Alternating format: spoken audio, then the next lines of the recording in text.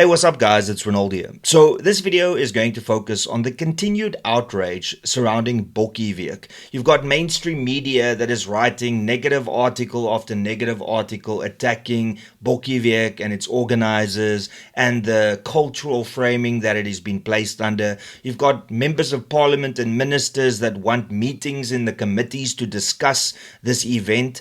And this event is literally an event that is hosted 1 week out of the year during school holidays. It's an amateur event. It's not linked to any of the sporting codes and the sporting unions in this country. It is 100% just a cultural event. But now mainstream media and politicians are making it out to be the end of the world scenario. But all of them are avoiding the elephant in the room. And I will talk about the elephant in the room a little bit later in this video, but I just want to lay it all out now so that you can see how absurd this outrage is. Now, there's a lot of negative articles that I can focus on, but the one that really caught me off guard is the Common Sense website and the way that they've been reporting on it. It's not lost on me that the name is the Common Sense, but it seems that in their two articles, they've completely applied everything but common sense. Now, before I show these articles to you, please be sure to subscribe to this channel. It's absolutely free. It won't cost you anything, as is smashing the like button and sharing this video far and wide. It will be greatly appreciated. But let's have a look at what the Common Sense had to say. This article appeared in my news feed and it immediately enraged me, but this is the second article. There's another one that was written by them. So this article is in a response to the outrage by their community. And it says, Afrikaners and the rules behind schoolboy rugby quotas. And then it says, a reader challenged the Common Sense's argument that the Paul Roos versus Paul Gymnasium rugby derby is a far more accurate reflection of school sport than the impression created by the Bokkieweek tournament last week. And it says here, earlier this week, the Common Sense juxtaposed the Bokkieweek School Sport Week first against the experience of the annual Paul Roos versus Paul Gymnasium rugby derby, and then against the makeup of the Springbok starting forward pack of the last Saturday's test against Scotland. Bokkieweek proponents had long argued that there would be no space for Afrikaners in South African school sports. The Common Sense's argument was that the position was far more nuanced than that. A concerned reader challenged the Common Sense, saying it ignored the reality of racial quotas in school sports. In this article, the Common Sense sets out what these quotas are in school level rugby. Now, before we continue with this article, I just want to reference the first one that led to the readers, coming back and saying you guys didn't take complete context of everything. And that is this one. Of two rugby events this week, one revealed the truth about South Africa. And I'm just going to give you the headline and the last paragraph, right? Bokkieweek is a right-wing sport event. You see there already, right-wing. Because a conservative event takes place, it's right-wing. Do you guys know what right-wing in South Africa actually means? Right-wing in South Africa means RVB. That is what it means. Just like left-wing is the EFF. Now, I can guarantee you that Bokkieweek is not right-wing. Bokkieweek is just cultural. That is what it is. But anyway, Bokkieweek is a right-wing sports event for school children that was held in South Africa last week. Its origins are in the protest movement against deracialization of sports in the 1980s. Bokkieweek is held under the auspices of Afrikaner Volkseie Sport, a non-profit organization committed to the promotion of Volkseie, a people's own sport. And then I'm just going to give you the very last paragraph here that pretty much tells you what this article was about. And that is, Rood said, Bokkieweek is a sideshow. Paul Gym and Paul Roos is a far better example of where school sports is in South Africa. Oom Don Nolte, a founder of RVS, the organizer of Bokkieweek, would likely have been amazed to see that in the same week that his tournament took place, the Springboks fielded an all-Afrikaner starting forward pack for the test against Scotland this weekend, out of a team where roughly half the players were Afrikaans. Okay, great. So, according to you now, we must just ignore racial quotas in sports. Hey, because this past weekend when the Springboks played against Scotland, hey, at least there were white players that started. Like, is this common sense reasoning? Is this common sense? Hey, because, this weekend there were at least some white players in the Springbok team. Now we must just ignore racial quotas. I mean, come on. Is this how dumb the common sense is when it comes to applying common sense? But don't worry, it gets better. Here's the original article. SA Rugby, the body that governs the sport in the country, has a strategic transformation development plan that sets out the racial and demographic targets from schoolboy level up to the Springboks.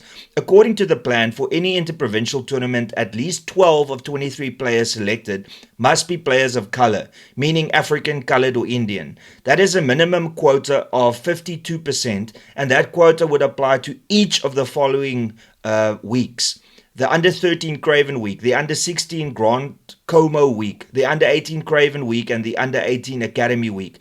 The goals equivalent, the annual FNB under 16 goals week and the FNB under 18 goals week, and sit under a separate target of 60% players of color rather than the 12 of 23 rule. These quota targets follow the spirit of the Transformation Charter for South African sport. What spirit is that? To be racist. A national framework adopted by the state in 2011.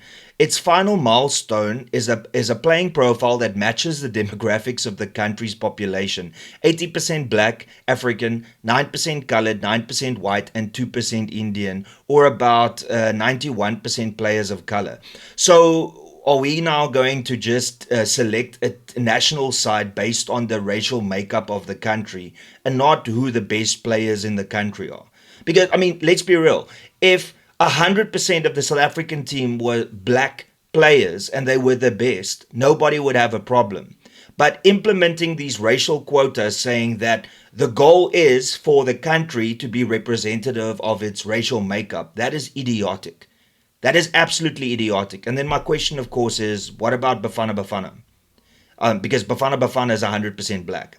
Well, in actual fact, 100% non-white. There are some colored players in there. So what about Bafana Bafana?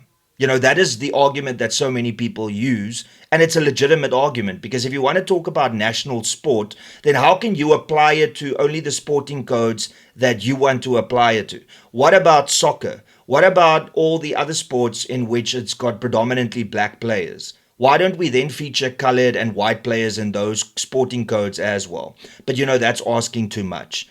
Anyway, the charter binds 19 sporting federations, each of which is audited on its progress every year. Each sporting federation has set targets for transformation within their respective fields, and if they fail to live up to these, they risk losing government funding. So where does that leave the assessment that the Paul Roos versus Paul Gymnasium Derby and the Springbok Test side this Saturday is a more realistic reflection of the reality facing Afrikaner kids than the narrowly nationalistic lager sense that Bokkieweek would suggest? One answer that may well hold universally across the country is that the policies of the government are discriminatory and racist, and yet despite this, Afrikaners continue to thrive in an increasingly integrated society, almost as the discrimination they face has driven them even harder to succeed.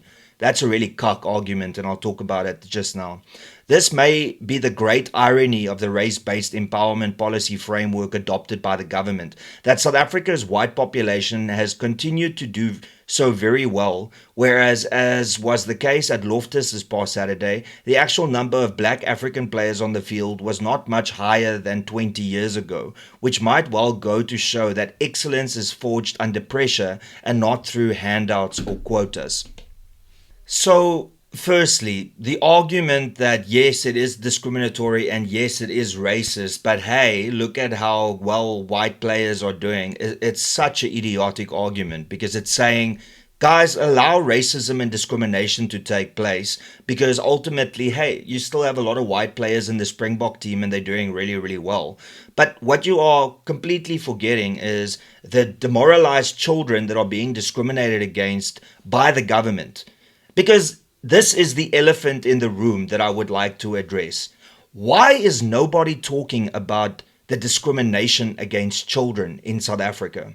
Everybody is losing their minds over Bokkieweek, but nobody is talking about the racial quotas in sports in South Africa in 2026. How is it possible that as a politician, as a journalist, as somebody that's involved in sport, you can't look at the basics. In the year of our Lord and Savior Jesus Christ, 2026, people are discriminating against children based on the color of their skin. At what point are we going to address that issue?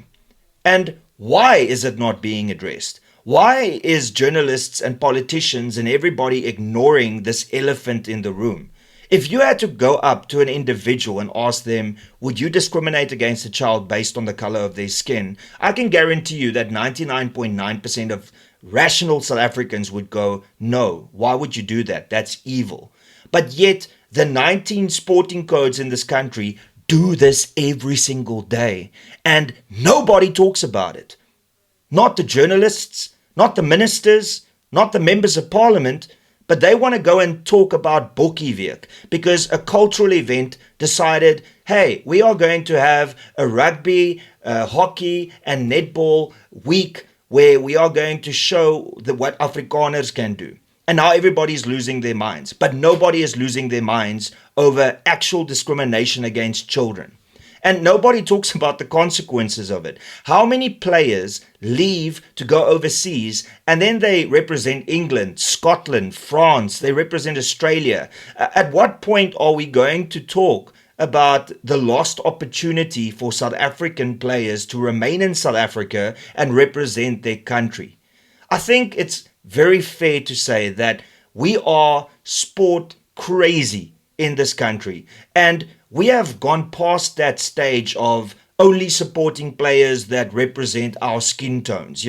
Many South Africans out there will say their favorite players are X, Y, and Z, whether they are white or black or colored. I mean, my top 3 South African Springbok players are all black players. I don't care what the race of the person is that's playing, as long as they are the best person in that position. And like I said earlier, if that means that the entire 23-man squad starting for the Springboks are black, then so be it, as long as they are the best people in that position.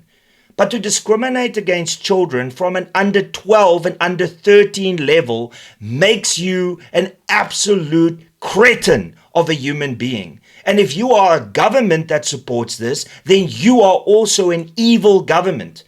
How is it that in 2026 we can look back and go, ooh, apartheid was an atrocious system. The race-based laws during apartheid were terrible. And yet in 2026, with race quotas in which children are being discriminated against because of the color of their skin, nobody says anything. And it is just accepted. It's accepted that 52 to 54% in boys rugby need to be players of color. And in the girls sport, it is 60%. And in netball, it's 80%. But nobody says anything. That is the elephant in the room. That politicians and journalists are losing their minds for a cultural event, but nobody is talking about the actual racism that is taking place every single day in this country. And yet, we are all told that it is to restore the things of the past. And my question then is, but what did this 12-year-old child do to be discriminated against? What did they do? Like, did they have a hand in apartheid? Did they do anything wrong? And then the answer will obviously be no. But then yet the sporting codes and the members of parliament and the editors and the journalists will say, well, it is what it is. It's transformation. It's to fix the ills of the past. And it's just, that's not an answer. I'm sorry, that is not an adequate answer to discriminate against children in this country. And then, of course, we have the government that consistently talk about looking after the most vulnerable in society, women and children and the elderly, but yet they discriminate against one of those every single day, and nobody talks about it. Fix your shit. And until you fix your shit, shut up and leave cultural events alone. And that's pretty much all I got to say. Thank you so much for tuning in. Please be sure to smash the like button, share this video far and wide. Don't forget to subscribe. It's absolutely free. It won't cost you anything. However, if you'd like to financially contribute to this channel, you can do so by giving a super thanks. You can look for the $ below and choose an amount, or you can become a member of this channel, which is a monthly contribution, and you can do that by clicking the join button below, and it'll be greatly appreciated. And that's pretty much all I got to say. Till later, cheers and peace out.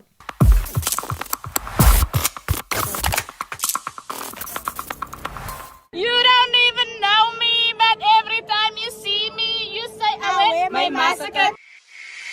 You don't even know me, but every time you see me, you say I wear my massacre. I wear my massacre.